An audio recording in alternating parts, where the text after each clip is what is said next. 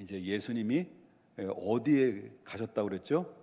사마리아 땅에 들어가셔서 수가성의 한 여인을 만나죠. 어디서 만나냐면 우물가에서 만납니다.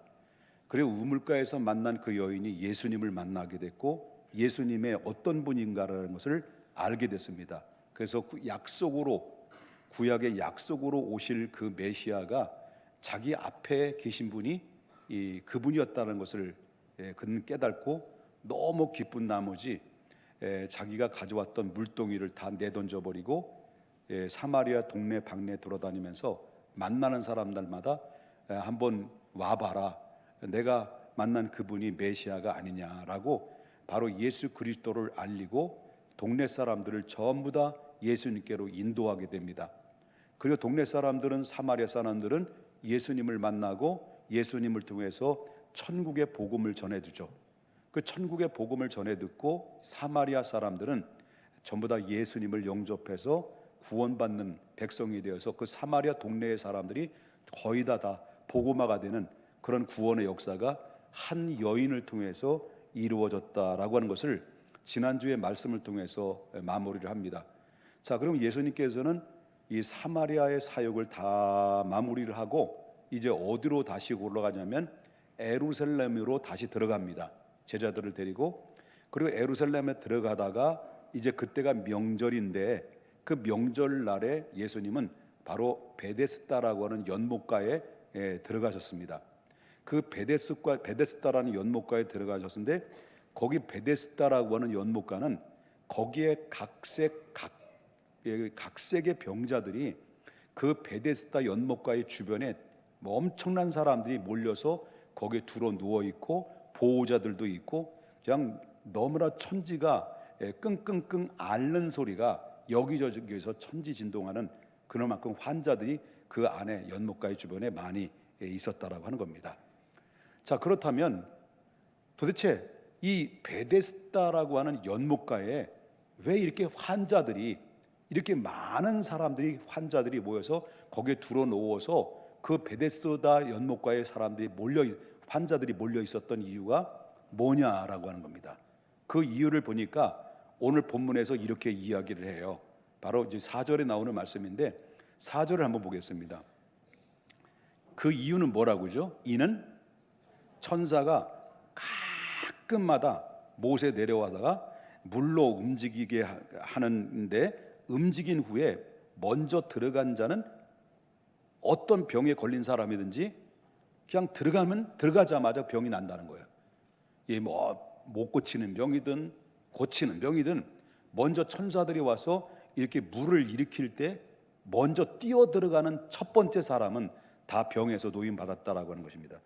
이 연못은 물이 동일 때마다 들어가서 어떤 병이든 나는데, 근데 이것이 바로 뭐냐면 베데스다라는 연못의 특징이 뭐냐라는 건데, 왜 이렇게까지 사람들이 많이 몰릴 수밖에 없고 환자들이 모여질 수밖에 없었던 이유를 보게 되면, 평상시에는 이 베데스다 연못은요 그냥 일반적인 연못이에요. 그냥 아무렇지도 않아요. 그 아무렇지도 않다가 어느 시간이 되면 어떻습니까? 그 안에서 먼저 수증기가 그 안에서 뽀글뽀글 올라와요. 이 뽀글뽀글 올라오다가 이제 조금 있다가 이제 수증기가 변해서 수증기 속에 타고 물이 또 품어 올라오기 시작하면서 그 물이 품어 올라올 때 그냥 요동을 치면서 온천이 돼버리는 거죠. 그래서 이것은 실질적으로 바로 일본에 가보면요 이런 현상들을 쉽게 볼 수 있는 거죠. 그것을 가지고 과학적으로 이제 분석해 본다고 한다면 이거는 한마디로 말한다면 간열 온천이다 이렇게 표현을 하게 되는 것이죠. 그러니까 그때 당시의 사람들은 이 베데스다를 이렇게 뽀글뽀글 올라와서 물을 품어내는 이런 상황들을 어떻게 그들은 생각했냐면, 그때 시간이 그렇게 뽀글뽀글 올라오고 이러잖아요, 그죠? 올라올 때 바로 그때 시간이 사람들은 생각하기를 천사가 내려와 가지고 바로 그죠 목욕을 하면서 막 물을 하고 이렇게 했다는 거예요. 그렇게 생각했다는 거예요. 그래서 제일 이렇게 천사가 왔으니까, 능력의 천사가 왔으니까 막 목욕하고 할 때 옷을 훔쳐가는 게 아니고, 그래 먼저 이 환자가 뛰어 들어가는 사람이 어떤 병이든지 고침을 받았다라고 하는, 이게 바로 전설의 연못이다라는 거예요. 그래서 그 전설의 연못이라는 그 내려오는 그 말 때문에 역사적으로 사람들이, 연못가에 사람들이 몰려서 환자들과 보호자들이 그 안에서 꼬여 있었다라고 하는 것입니다. 그런데 예수님께서 사마리아 일정을 다 마치고 예루살렘에 오는 과정도 피곤하실 텐데, 그 이 절기 때, 명절 때 그 예수님께서는 그 이 전설이라고 하는 베데스다라고 하는 곳에 들어가시고 방문하신 거죠. 이 방문하셔서 그것을 가다가, 그 방문을 하다가 예수님께서 갑자기 걸어가는 발걸음을 딱 멈추더니 어떤 환자를 주목해 봅니다. 그리고 환자를 주목해 보면서 그 환자에게 다가가죠. 다가가서 한눈에 딱 봐도 예수님이 보시니까 바로 보니까 굉장히 오래된 환자예요. 중환자지요. 그러니까 한 38년 된 환자를 예수님이 발견하시고 다가가신 거죠. 이것은 뭘 의미하냐면, 예수님께서 이 예루살렘에서 갈릴리로 가다가 중간에 어디로 가셨다는, 지난주 어디 가셨다고? 비전동으로 가셨다는 거예요? 어디로 가셨다고? 사마리아로 갔다는 거예요. 사마리아로 가신 이유는 의도적일까요? 그냥 우연히 가신 걸까요? 의도적인 것처럼 예수님께서 이번에 베데스다로 들어가신 것도 우연히 들어간 것이 아니라 어떤 계획과 의도를 가지고 들어갔는데, 누굴 만나기 위해서 가셨냐면, 그렇게 수많은 그런 환자들이 막 엄청나게 들어 누워 있는데도 그 38년 된 환자를 예수님이 미리 알고 그 환자를 만나려고 베데스다로 들어가신 거예요. 그 베데스다로 들어가셔서 그 38년 된 환자를 만나서 그 누워 있다. 여러분, 38년 동안 이 환자가 누워 있다고 한다면 말할 것도 없이요. 김병에 장사 있나요? 없죠. 보호자도 같이 지치고, 오히려 환자보다도 그를 지켜보고 보호해주는 보호자가 오히려 더 고난이 많고 힘들죠. 이런 가운데 있다 보니까 이제 김병에 이제 장사가 있습니까? 그를 돌봐줬던 사람들, 동정했던 사람들, 한 사람, 두 사람씩 그 주변을 다 떠나가고, 그리고 나서 홀로 누워가지고 처절하게 외롭고 고독한 가운데 이 사람은 38년의 세월을 그렇게 흘려 보낸 거예요. 이게 그의 인생입니다. 그러니까 이 사람의 38년의 인생은, 그 사람 나이가 어떻게 되는지 모르지만 어떻게 몇 살 때 어떤 병이 걸려 38년이 되는지는 모르지만, 그러나 38년이라는 세월이라고 한다면 나이도 꽤 있는 사람이라고 볼 수 있다는 거죠. 그런데 예수님께서 이 한 사람을 보시고, 그 한 사람을 보시고 그에게 다가가서 하신 말씀이 뭐냐 하는 거죠. 딱 바라보면서 하신 말씀이 뭘까요? 6절을 보겠습니다. 6절. 자, 예수께서 그 누운 것을 어떻게 했다는 거예요? 보시고 병이 벌써 오래된 줄을 그 다음에 아시고 이르시되, 그 다음에 뭐라고 말합니까? 내가 낫고자 하느냐. 그냥 예수님이 아이고 힘들겠다, 내가 너에게 이르노니 일어나 걸어, 그럴 때 그냥 놔버리는 거죠. 예수님은 전지전능하신 하나님이시기 때문에.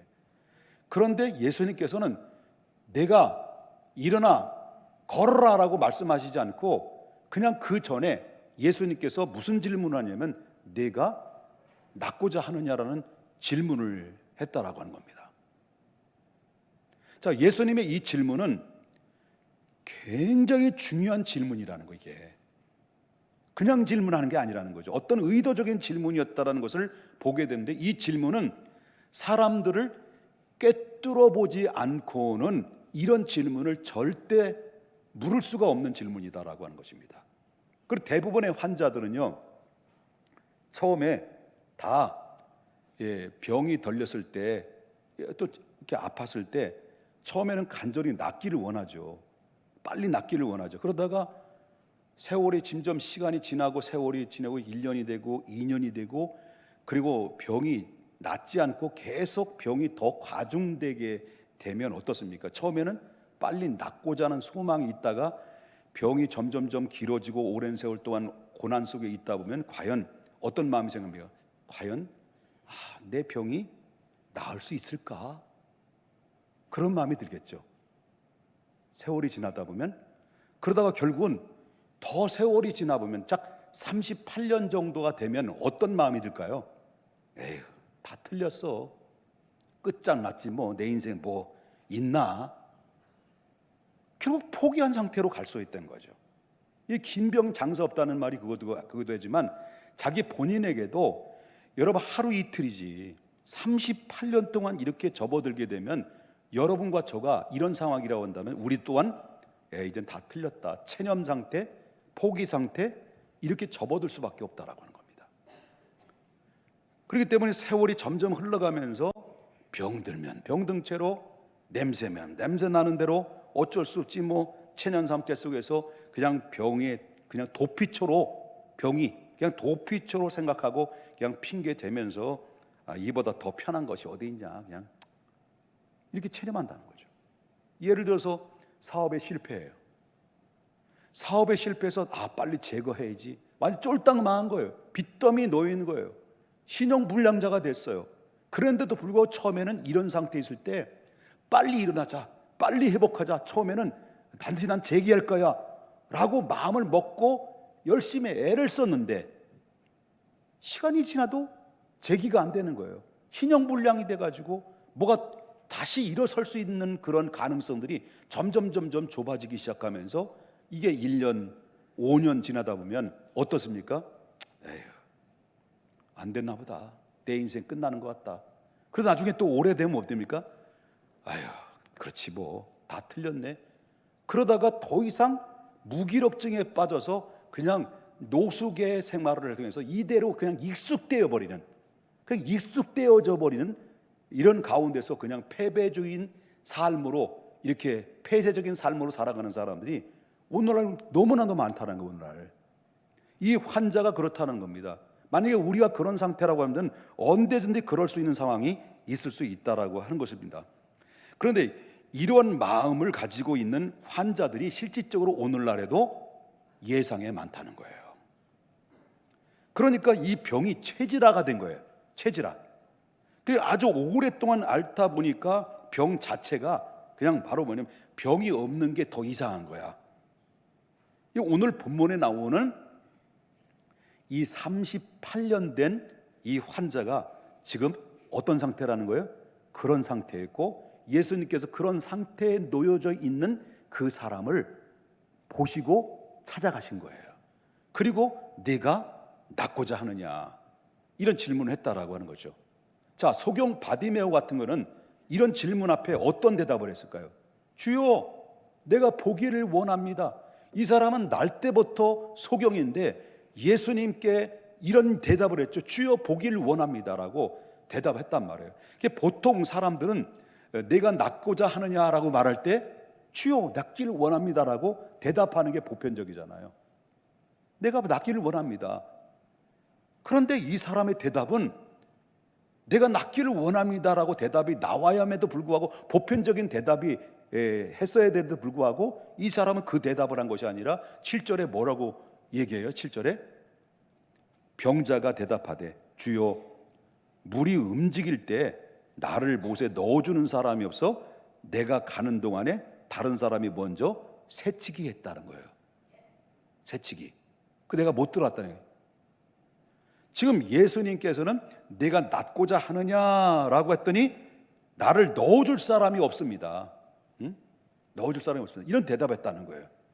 지금 이 사람의 대답 속에는 무엇을 발견할 수 있습니까? 이 대답하는 대답 속에서 이 사람은 처음에는 병이 낫고자 했던 거예요.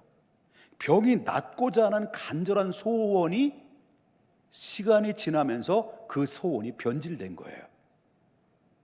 처음엔 낫고 싶었는데 지금은 낫는 게 목적이 아니에요. 이미 포기한 상태가 오래됐어요. 그러니까 예수님이 낫고자 하느냐라는 질문 앞에 물이 움직일 때는 아무도 자기를 연못에 넣어줄 사람이 없습니다 라고 하는 이 말 속에는 자기 연민, 그리고 자기 고독감, 그리고 자기 세상에 대한 서운한 마음, 누군가 나를 안 도와준 거에 대한 원망, 이런 원망으로 가득하게 채워졌던 거죠. 이 사람이 그런 상태라는 거예요. 예수님이 이런 사실을 아시고 계셨다라고 하는 겁니다.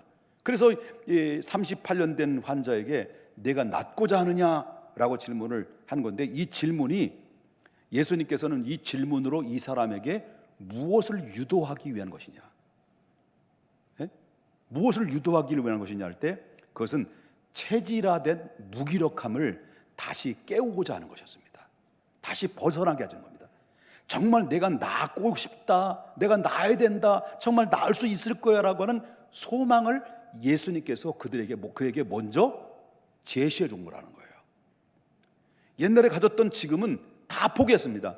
그 모든 소망들이 포기했고 입으로 내가 나야지 마음속에 이렇게 하는데도 불구하고 나는 틀렸어 이렇게 됐다는 거죠. 그런데 예수님께서 이 질문을 통해서 예수님 이 환자에게 정말 낫고 싶었던 그 처음의 소원을 예수님은 그를 회복시켜 주신 거예요. 그리고 포기해버린 이 사람에게 다시 믿음을 갖도록, 기대감을 갖도록 다시 이 사람을 깨우신 거예요. 그리고 그 다음에 예수님께서 그렇게 눈빛을 보니까, 내가 낫고자 할 때 하는 이 질문의 눈빛을 보니까 점점 이 예수님의 말에 자기 자신이 깨워지는 그 광경들을 예수님 목격하시고 예수님께 결정적으로 이 사람에게 뭐라고 말씀하셨느냐 할 때 8절 보겠습니다. 다 같이 읽어보겠습니다. 시작. 예수께서 이르시되 일어나 내 자리를 들고 걸어가라. 결국 예수님이 명령을 하죠. 내 자리를 들고 일어나 걸어라.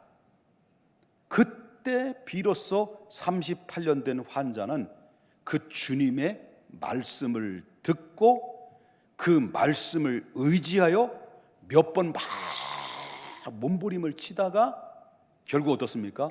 뻘떡 일어나게 됐습니다.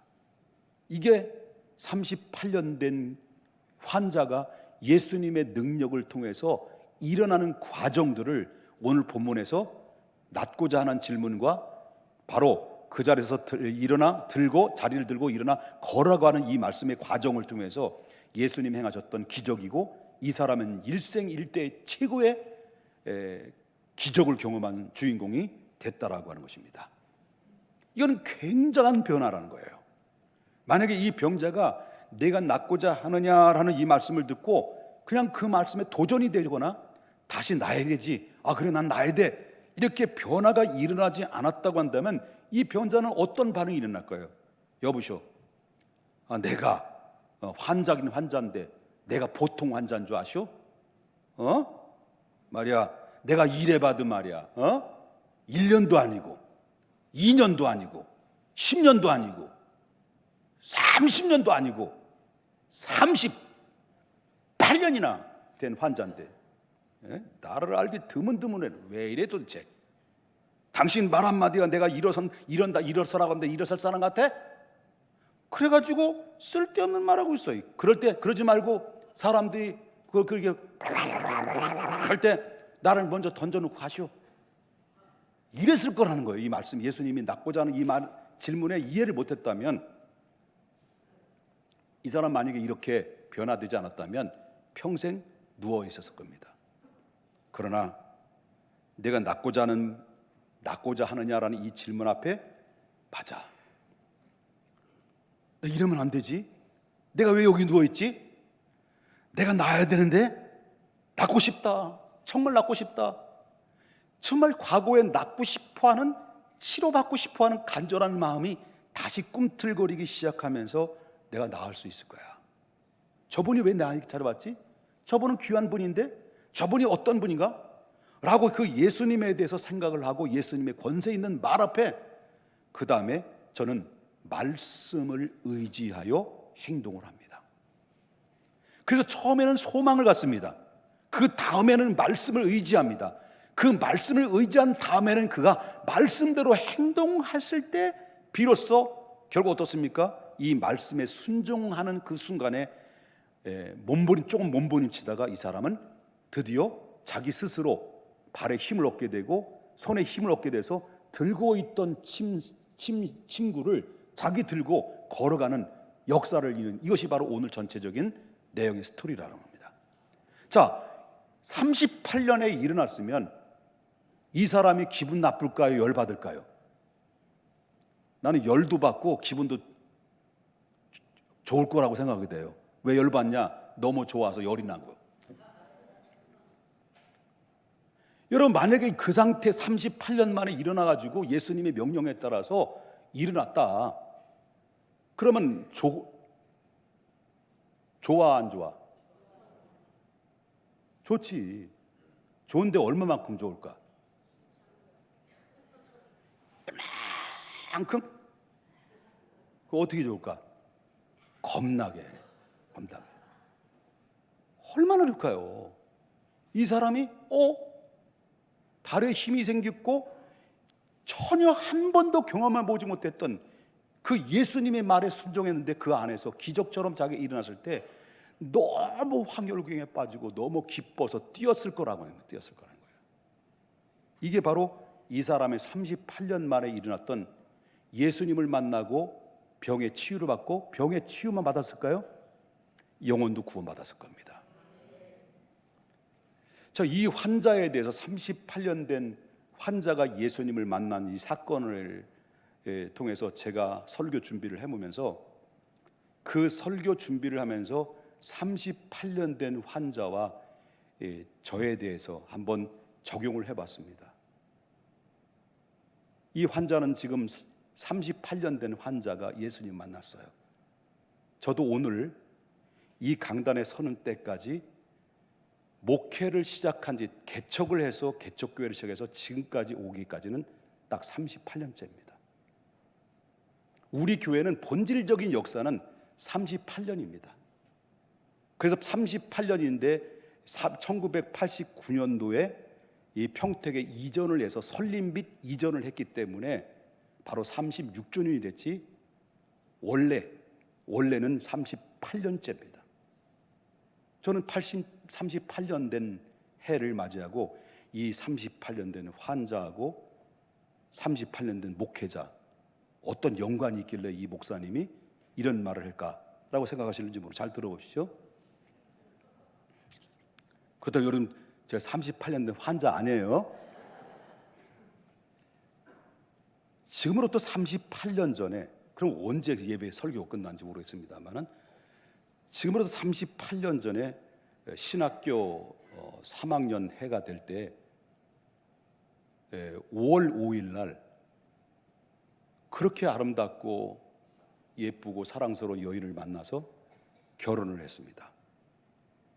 그러고 나서 신혼 300만 원 월세에 전세를 얻어서 살림살이를 하고, 그 해에 12월 경에 너무 가슴이 뜨거워가지고요, 교회를 개척해야겠다라는 이 사명감이 불타가지고요, 결국 교회를 설립하기로 작정하고 집사람에게 이때 신학교 마지막 학기를 남겨두고 있는 가운데서 잔말 말고 다음에 신학을 더 좋은 데 보내줄 테니까 내 말 믿고 개척교회 따라와 해가지고, 그때는 순종을 참 잘했어요.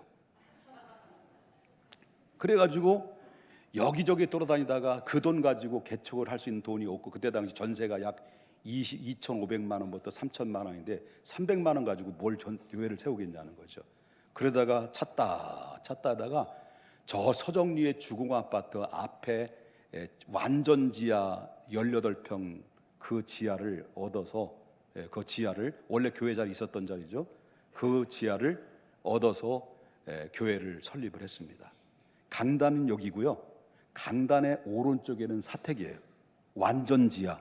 그 오른쪽엔 사택인데 한 발짝에 넘기면 사택이고 한 발짝 나오면은 강대상이에요. 거기서 이제 교회를 이제 설립을 했는데, 여기 사택에서 완전 지하에서 연탄 보일러를 따면서 누굴 낳냐면 김은혜 집사를 낳은 거예요. 지하에서. 그 이 일관욕을 지켜야 되는데 이 지하에서 햇볕을 못 보니까 그래서 옥상에 들어서 일정한 시간에 일광욕을 시키다가 지금 오늘날의 얼굴에 그 개척의 흔적을 남긴 거죠. 주근깨라는 흔적. 그렇게 나왔습니다. 그게 거지같이 살았어요. 정말 거지같이, 정말 고생 엄청나게 많이 했습니다. 식량도 떨어지고, 그런데도 불구하고 행복한 거예요. 내가 하나님의 사명에 그 부름 받아서 앞에서 복음을 전할 수 있다는 게 너무 행복한 거예요. 그렇게 하다가 그때 월 300에 월 보증금에 300, 그다음에 월 15만 원에 얻어가지고 했는데 지하가 막 얼마나 방수가 안 돼가지고 물만 차면 말이죠, 밑에 말아봐요, 이 홍수가 나가지고요. 이런 일도 한 번 시간이 없어서 다 말씀을 더 듣고 싶으면 2시간 정도 되는데 어떻게 들을래요? 그냥 넘어갈래요? 넘어가 그냥. 그래서 이렇게 하다가 나름대로 얼마나 행복하게 고생 엄청나게 많이 했죠. 저 어디 가서 또 보조해 달라고 이것도 못해. 이것도 못해. 성격상 못해. 딱 3만 원 보내주는 거 가지고 주님 먹으라면 먹고 굶으라면 굶겠습니다. 그냥 행복한 거예요. 그러다가 어떻게 하다 보니까 어떤 깡패놈 같은 놈이 한 놈이 우락부락한 놈이 들어와가지고 얘가 예수를 믿고, 그래가지고 예수 믿더니 똘마니들을 전부 데려가지고 자기 같은 놈들을 데려와가지고 약 20명 애들 떼거지로 데려온 거예요. 그래가지고 이 깡패 같은 놈들을 잡으려면 어떻게 돼요? 제가 그래도 옛날에 어깨에 훅가시를 주면 한가다 하는 사람이었잖아. 엎드려 빠쳐 이씨 깨깽 하면서, 그러면서 훈련을 그렇게 시키면서 모여가지고 막 그냥 생짜배기를 먹고 막 금요 기도할 때 막 기도시키고 엎드려 뻗쳤다가 기도시키고 엎드려 뻗쳤다가, 그래가지고 예수 믿는 사람들이 걔가 이제 걸러지고 한 15명이 돼가지고 그렇게 세워진 거예요. 어른들 한 대여섯 가정 한 25명 정도 되더라고요. 그때 고등학교 2학년 때 우리 김미애 집사님이 저에게 온 거예요. 산증이 거짓말도 못해 이제는 제가. 한 25명 정도 되니까요. 그래가지고 막 서정중앙교회 이름이었거든요. 청년들 막 서정중앙교회 띠를 두르고 가서 전도가고 전도 내보내고 곳곳마다 핍박 받아가면서, 원래 핍박 받는 거요. 침도 뱉어야 되고, 그러면서 막 가서 전도를 하고 이렇게 해가지고 25명이 된 거예요, 정작. 그러니까 제 마음속에 생각은, 야, 이대로 가면 1000명 금방 되겠다. 이 소망이 생각해가지고 마음속에 잠깐 제 마음속에 어떤 생각이 드냐면, 이 서정리라는 바닥이 너무 작아. 내가 목회 스케일을 보게 되면 내가 이 목회를 펼쳐나기에 너무 작아. 바닥이 너무 좁아. 그래서 좀 더 넓은 지역으로 가자 해가지고 이 참 거시기죠. 평택으로 이제 이사를 한 거예요. 그래서 평택으로 이사한 날이 그래서 교회를 세운 거죠. 그래서 4층 건물 이화 타일이라고 하는 4층 건물에 19평 정도 되는 건물을 얻었어요. 그래서 설립 예배를 이전 감사 및 설립 예배를 드렸는데, 나중에 그 건물 주인이 알고 보니까 그 건물 주인 딸이 우리 중앙교회 잘 나오시는 이민정 집사님이더라고요. 나중에 그때 알았으면 좀 월세를 깎아달라고 그랬을 텐데, 그래서 그 자리를 얻어가지고 한 1년 정도 있다가 다시 이제 지하로 기어 들어갔어요. 그래서 여러분 저 앞에 보면 전화국 있죠? 전신전화국의 바로 앞에 아빠약국이라는 건물 또 지하에 40평짜리를 다시 이전을 했어요.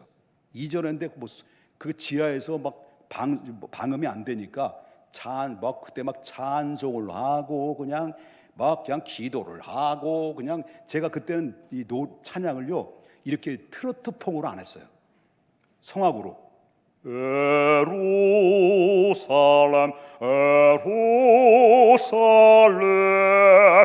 했단 말이에요. 그랬더니 또 주변에 돌아가는 사람이 이게 뭐요 다 듣고 궁금해가지고 찾아와서, 그래가지고 지하 40평 안에 이제 전도가 돼가지고 한 50명 정도 이렇게 모이게 된 거예요. 그때 50명이 대단한 거지. 16명, 한 16, 15명이 따라와서 교회를 세워서 이제 지하에서 이제 50명이 세울 때, 이제 50명이 이제 세워지게 됐대. 그때 이제 이게 되는구나 라고 이제 해가지고 있다가 1991년도 아무래도 교회를 건축해야겠다. 돈도 10불도 없으면서 뭐 헌금도 나오는 거 제한적이고 건축해야겠다. 건축 놓고 또 기도하고 청년도 몇 명 안 되는 곳에서 주야 건축입니다. 이제 그때부터 건축이, 인사가 할렐루야 아니라 건축이에요. 그래가지고 90년대, 1990년대, 89년도 그 90년대 다음 해에 전신전 아니죠. 이건 내가 했지 참. 91년도에 교회 건축하자 결단이 딱 쳤습니다.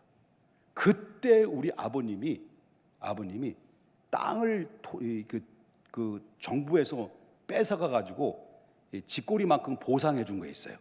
그리고 아버님이 집꼬리만은 보상받은 거를 11조를 했거든. 11조를 한 거 가지고 그게 4천만 원 조금 넘어요. 그걸 헌금하신 거 11조를. 믿음도 없는 양반이 자기 아들이 목사라니까 그 11조를 가지고 야 이거는 오병이어다, 이거 가지고 건축하면 돼. 그래서 건축하려니까 땅을 이거 가지고 살 수도 없는 거고, 그러다가 술과 담배에서 아직 벗어나지 못한 우리 아버님 집사님에게 찾아갔죠. 아버님 땅 좀 주십시오. 못 줘. 왜요? 못 줘. 아 왜요? 아니 못 줘. 그냥 왜요? 난 믿음 없어. 그러다가 설득해다가 땅을 달라면 안 주시니까 그러면 빌려주세요. 알았어. 그래가지고 간신히 설득을 해서 104평을 빌렸어요. 믿음이 그때 당시에 좋았으면 그냥 주실 텐데, 나중에 그 104평을 하나님 은혜 받고 이제 우리 아버님이 이제 병을 얻고 나서 정신 차리고 나서 이제 그 증여를 해서 하나님을 바쳤지요. 교회로. 그 104평을 가지고 1991년도 기공 예배를 드렸어요. 짜자잔. 그래가지고 그때 기공 예배 때 한 50명이 모여서 예배를 드렸는데, 그때 이제 건축을 하는데, 그때 건축하려고 마음만 맞았는데, 근데 동네에 나보다 3년 선배인 기철이 형이라는 분이 있는데, 이분이 나한테 찾아온 거야. 그래서 야, 왜? 너 교회 안 짓고 싶냐? 짓고 싶지? 내가 교회를 져줄게. 어떻게? 내가 져주면 되지. 돈만 내. 그래가지고 이 3년 선배인, 나는 그때 30살이었고 이 사람은 33살이었어. 건축이라는 것은 단 한 번도 해본 적이 없는 분이야. 그래서 난 또 그분을 완전히 믿었어요.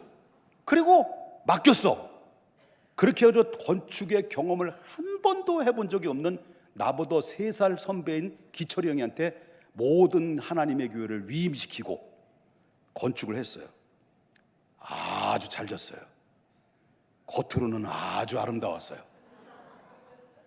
근데 첫 번째 예배를 드리고 비가 올 때 지하에는 바로 이제 그 모를 심어도 될 만큼,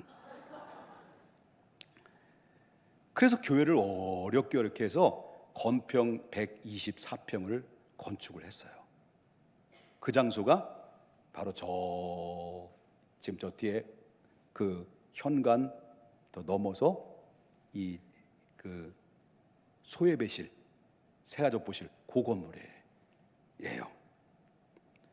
자, 처음에는 기공 예배 드렸을 때는 기가 막히죠. 50명이 기쁨으로 들어다가 건축을 마치고 나서 입당 예배 드릴 때는 50명은 다 바람과 함께 사라지고 개척해서 서령리에서 따라온 청년들, 학생들만 남아서 입당 예배를 약 16명이 드렸어요.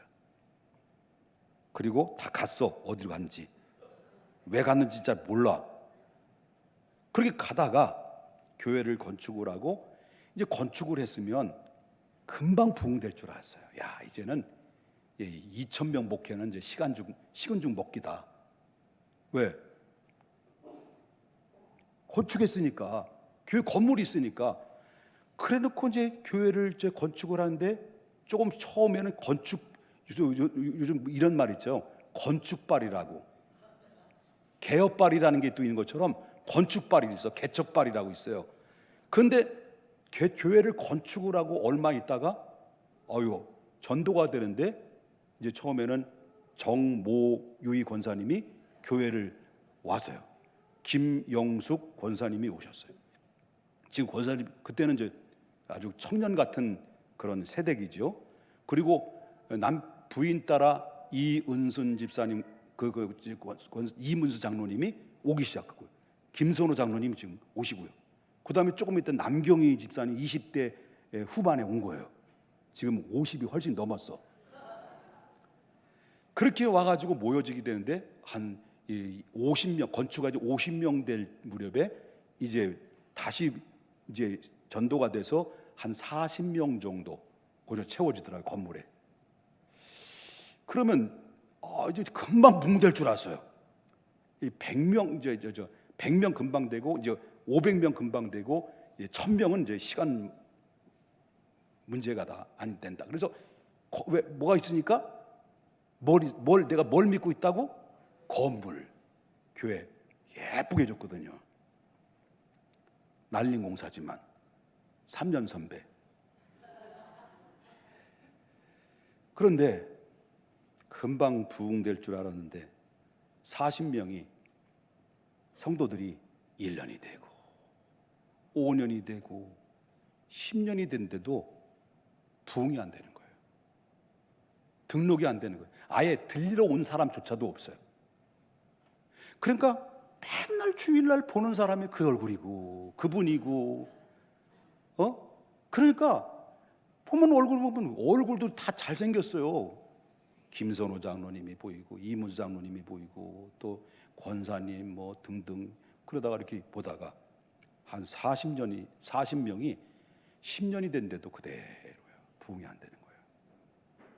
그러니까 점점 지쳐만 가고 오히려 나보다 늦게 교회를 설립한 교회들이 평택 모 성교회는 막 그냥 한 20-30명 50명 이렇게 함께 모여가지고 예배드리다가 금방 부흥되고 어떤 새모 중앙 교회는 막 다른 교회 나와가지고 막 160명이 모여가지고 함께 예배를 드리고 나는 16명 가지고 그냥 혼자 막 길을 쓰고 16명 큰 힘이 모아가지고 이렇게 하는데 안 되는 거예요.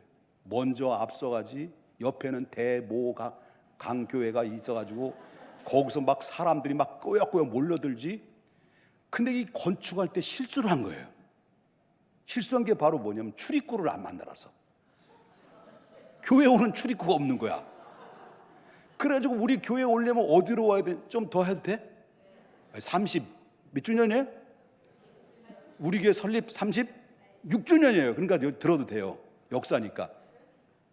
바쁘신 분들은 그냥 가셔도 돼요. 그리고 우리 교회를 건물을 봤는데 예쁜데 그러니까 가려고 하는데 우리 교회를 대모 교회 가니까 거기에 우리 교회처럼 막 이거 들고 막 안내하고 막 난리 부르스를 치고 있어요. 그래서 우리 교회로 봤는데 이렇게 거기 여기도 안내 있고 그 앞에 출입구에도 안내가 있으니까 이렇게 하는 거예요. 그리고 우리 교회를 안 가고 그걸로 간 거야. 여러분 옆에서 이렇게 볼 때 얼마나 상대방 박탈감이 얼마나 많겠냐는 거예요. 이런 세월이 젊은 나이에 이렇게 1991년부터 2002년도까지 그렇게 세월을 보면서 하다 보니까 이 매너리즘에 빠져요. 그러니까 안 되겠다. 너무 안 되니까. 그러니까 너무 목회가 안 되다 보니까 교회를 떠나야겠다. 교회를 접던지. 그래서 교회를 접던지 교회를 딴 데서 다시 개척을 해야겠다. 나는 아무래도 개척교회 은사인가 보다. 해가지고 이제 교인들 몰래 대구를 알아봤어요. 대구를 알아봤더니 그때는 뭐 이렇게 안내하는 것도 다 있고, 그래서 대구에 전화를 해서 2층인데 기존 성도들이 몇 명이 있고 얼마 주면 들어갈 수 있다. 그래서 전화 다 목사님 얘기해놓고 이렇게 집사람한테 이제 통보를 했죠. 여보, 내가 목회 접고 새로운 마음 가지고 나이가 지금 더 날 늙기 전에 더 제2의 도전을 하기 위해서 40대 지금 초반이니까 가자, 여보, 가자. 아니, 여태까지 개척할 때 신학교 다 포기하고 따라왔고, 결혼하자 할 때, 좋은 말 할 때 결혼하자고 할 때 결혼에 승낙했고, 그리고 모든 것이 다 협력하고 모든 순종적이었는데 그날 그 말했더니 눈을 부라리고 그냥 가면 뭐 어딜 가느냐고, 어딜 가려면 당신 혼자 가라고, 내 애들 내기로 지금 또 뭘 어떻게 하자는 거냐고. 그리고 그냥 거품을 물고 그냥 막 대들고, 내 난생 처음으로 봤어. 처음으로 이렇게. 그러니까 나는 뭐야, 아직도 혈기 있으니까 막 머리 저 뜯고 이게 어디냐고 막 댐비고냐고 막 그래가지고 벽에다 막 헤딩하고 그냥 난리 쳤어, 난리. 그래가지고 막 댐팡 싸우고 그냥 이렇게 부부 싸움도 이렇게 목사들 하고 있어. 이게 원래 하는 거예요. 원래 하는 거예요. 그렇다고 해서 우리 집사람을 폭력한 건 아니야. 폭력할 때쯤 됐을 때 내가 먼저 머리에 헤딩을 하니까, 자 이렇게 이 여자가 정신 나갔나, 말을 안 듣는 거야. 여태까지 다 따라했어요. 다 했는데 순종하고 알았어요 이렇게 했는데 여자가 완전히 늑대로 바뀌었어요. 그래가지고 대판 싸워가지고요, 봉고차를 몰고 에라 모르겠다 그냥 막 용이고 막 진짜 130, 100 그때는 막 고속도로 130 막 좁은 도로도 막 후집고 다니면서 덤 붙들어 와, 덤 붙들어, 나 받아. 나 혼자 이렇게 내가 혼자 스스로 죽을 수는 없으니까 받아. 그냥 살고 싶은 마음이 없더라고요. 이 정도로 목회에 절망에 빠졌어요. 그러다가 우리 성도님들은 이걸 몰라요. 그저 우리 목사님, 그저 사랑의 목사님, 우리 교회밖에 모르는 목사님, 우리 성도밖에 모르는 목사님. 이 자리에 비해서 우리 이문수 장로님, 김선호 장로님, 권사님들 이 자리에서 용서를 구합니다. 안 보였으니까 그때가. 그러니까 그래가지고 그냥 교회를 막 죽고 싶다, 막 안 받냐, 덤붙도록 또 안 와 그때는. 그래가지고 하도 돌아다녀 보니까 갈 데가 없더라고요. 그래가지고 옛날이 생각나더라. 솔직히 내 원색적인 얘기 드릴게요. 옛날 생각나더라고요. 꼭 옛날 버릇이 나와. 그 어려우면요, 극단적인 생각으로 버릇이 나오더라고요. 진로가 생각나다, 진로. 그러다가 와보니까 내가 어디 왔냐면 예배당에 들어와서 내가 혼자 훌쩍훌쩍 울고 있더라고요. 제가 이런 세월을 보냈어요. 그러다가 2002년도에 어떤 목사님이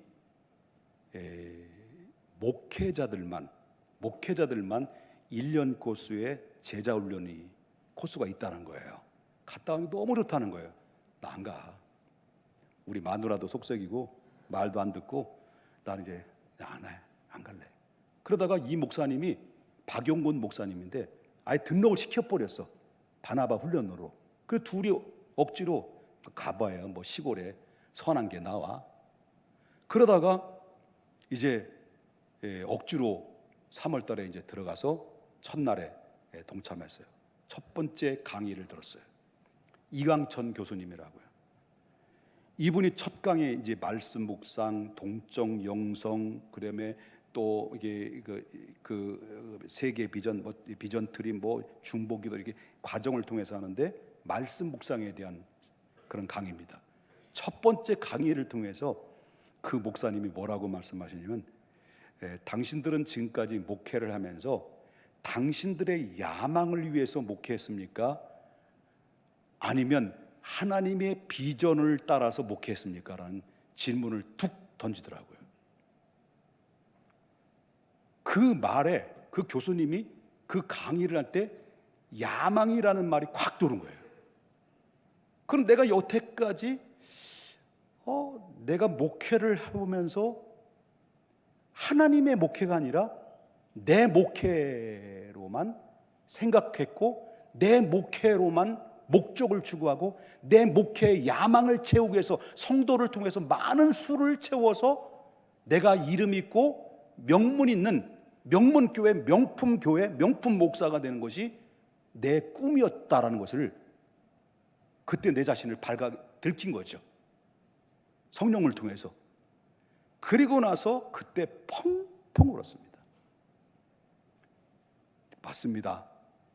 그러니 여기 남아있는, 나만 바라보고 40명이 있는 사람들이 그들의 영혼을 보이겠냐는 거죠. 사람의 숫자, 머리 숫자만 생각했던 사람이. 그러다가 나는 늘 자신감이 있었어요. 목소리도 괜찮고 찬양도 잘하고. 예? 그러다 나는 좀 할 수 있는데 라는 이 교만함이, 그래도 내 야망이 가득하게 채워졌음으로 말미암아 하나님의 비전에 눈이 가려지는 거예요. 그러니까 한 영혼들이 안 보인 거죠. 그래서 그때 훈련을 받고 나서 교회 들어와 보니까 너무 많이 울었어요. 너무 많이 울고 너무 많이 하나님 앞에 회개하고, 그 교회를 와 보니까 아이고, 우리 이문수 장로님, 김선호 장로님 왜 이렇게 잘생겼는지요. 한 영혼의 소중함이 그때 보이더라고요. 이분들이 얼마나 귀한 분이었느냐. 나는 교회를 떠나려고 했는데, 나는 교회를 접고 다른 데로 가려고 했는데, 이 사람들은 나를 바라보고 나만 믿고 그리고 하나님을 바라보며 하나님 위로 삼아 지금까지 견디고 버텼는데 나는 왜 이런 사람들을 보지 못했는가 할 때, 그때부터 사람의 머리를 본 것이 아니라 한 영혼을 이제 그때부터 사랑하게 됐습니다. 새로운, 그걸 뭐라 그래요? 패러다임이 열렸다라는 거예요. 이런 변화가 내 안에 일어나기 시작해요. 그러니 그때부터 내 안에 기쁨이 넘치고, 이제 숫자가 문제가 아니라 한 영혼이다. 그리고 나서 내 목회 관점이 바뀌어지고 비전이, 하나님의 목회의 비전을 바꾸어 놓으니까 거기서 또 이제 뭡니까? 훈련에는 의무적으로 단기 선교를 가는데, 그 중국의 우르무치 위구르족에 가서 선교에 눈을 뜨기 시작했어요. 하나님이 이 지상 명령 중에서 교회를 세운 목적이 뭐냐? 선교다. 이걸 알기 시작하면서, 눈을 뜨기 시작하면서, 영혼에 대한 사랑에 눈을 뜨기 시작하면서 목회의 관점이 달라지기 시작했습니다. 그러고 나더니 내가 바뀌니까 한 사람, 두 사람, 말려줘야 돼요. 지금 세 사람, 아멘을 해줘야지. 더 할 거야. 10사람, 100사람. 한 번도 100사람을 넘겨본 적이 없는데 그냥 숫자 생각 안 했어요. 그런데 하나님이 사람들 채워주시는데, 저 뒤에 있는 작은 공간에 1부, 2부, 3부 예배인데 2부 예배 꽉 차가지고 우리 아버님이 공기가 안 통하니까 예배드리다 사요나라 그냥 몇 번 왔다 갔다 하시는, 그 정도로 하나님이 부흥을 시켜준 거야. 나 한 사람 바뀌니까 하나님이 그렇게 역사하시더라는 거예요.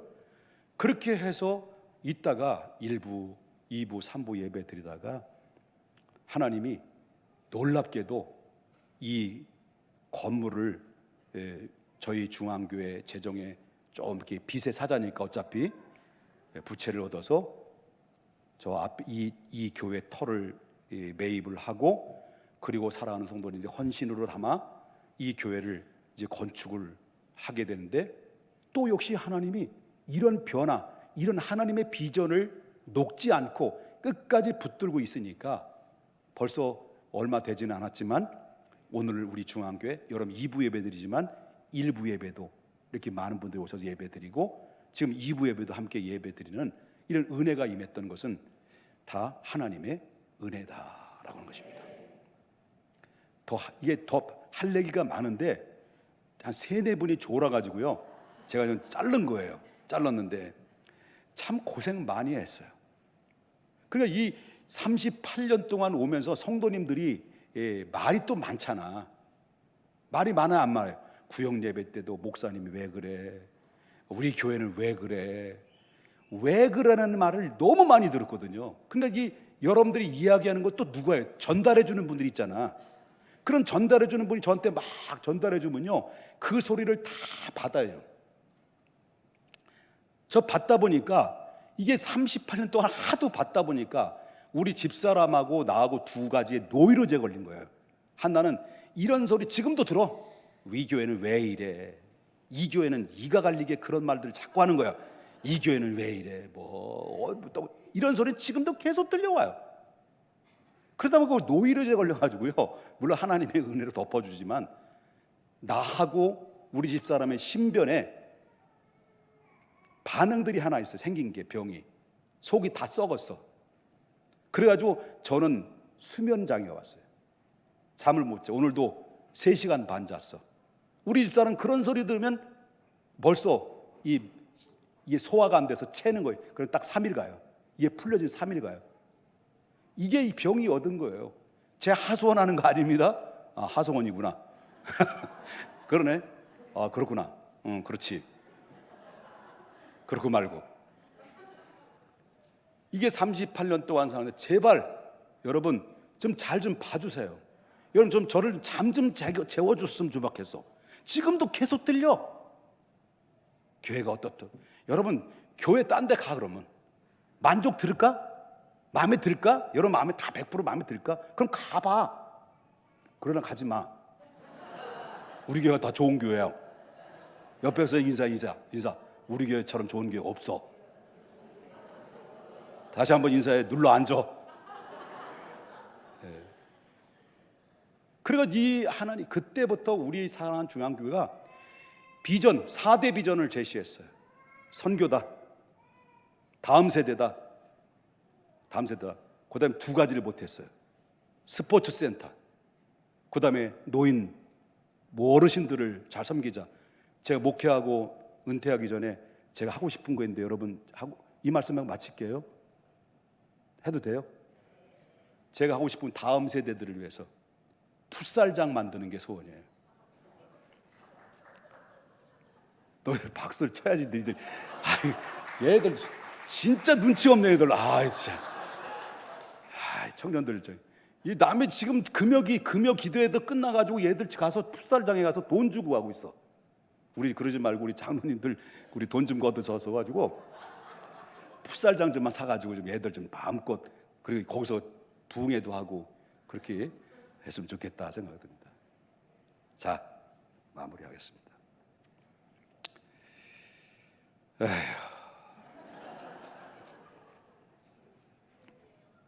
38년의 목회 세월이 마치 오늘 본문에 나오는 38년 된 환자의 세월과 비슷했다. 그러나 목회 전반부는 제 고백이지만 패배의식 속에서 내가 낫고자 하느냐라는 예수님의 질문 앞에 너는 지금 과연 야망의 사람이냐 비전의 사람이냐라고 할 때, 하나님의 그 내 야망 때문에 하나님의 비전이 가려진 세월이 목회 전반부였습니다. 벌써 일찍 눈을 떴다고 한다면 좀 더 내 목회는 하나님이 더 기뻐하시는 목회가 됐을 텐데 라고는 아쉬움이 그대로 남습니다. 근데 아쉬움 같다 보니까 벌써 나이가 이렇게 돼버렸네요. 이제 나이가 들어도 제 가슴 속에는 가슴 뛰는 게 있습니다. 그것은 바로 하나님의 내게 주신 비전입니다. 지금까지 달라지지 않았습니다. 내가 변화된 이후로부터 달라진 적이 없습니다. 이 모든 것이 하나님의 은혜였습니다. 예수님은 이 시간 우리에게 이렇게도, 저도에게도 주던 말씀은 저와 여러분이 같은 마음으로 하나님 준 줄 믿습니다. 예수님이 이렇게 말합니다. 일어나 내 자리 들고 걸어가라. 그 무기력증에서, 절망에서, 그 좌절에서, 원망에서 누워있는 그 자리를 털고 일어나 하나님이 새롭게 제시한 비전을 향하여서 너희는 털고 일어나 가라. 오늘 평택 중앙교회 사랑하는 성도님들에게 주신 하나님의 지상 명령을 다시 한번 여러분에게 선포하고 마치겠습니다. 마태복음 28장 18절 말씀부터 20절 다 같이 읽겠습니다. 시작. 예수께서 나와 말씀하여 이르시되 하늘과 땅의 모든 권세를 내게 주셨으니 그러므로 너희는 가서 모든 족속으로 제자를 삼아 아들과 성령의 세례를 베풀고 내게 너에게 분부한 모든 것을 가르쳐 지키게 하라. 볼지어다 제가 세상 끝날까지 너희와 함께 있으리라 하시니라. 할렐루야. 사도행전 1장 8절 마지막 있습니다. 시작. 오직 성령이 너에게 임하시면 너희의 권능을 받고 예루살렘과 온 유대와 사마리아와 땅끝까지 이르러 내 증인이 되리라. 주님 오실 그날 때까지 사랑하는 여러분, 하나님의 기뻐하시는 그 일을 하면 하나님이 그때 여러분을 위해서 보상해 주실 것입니다.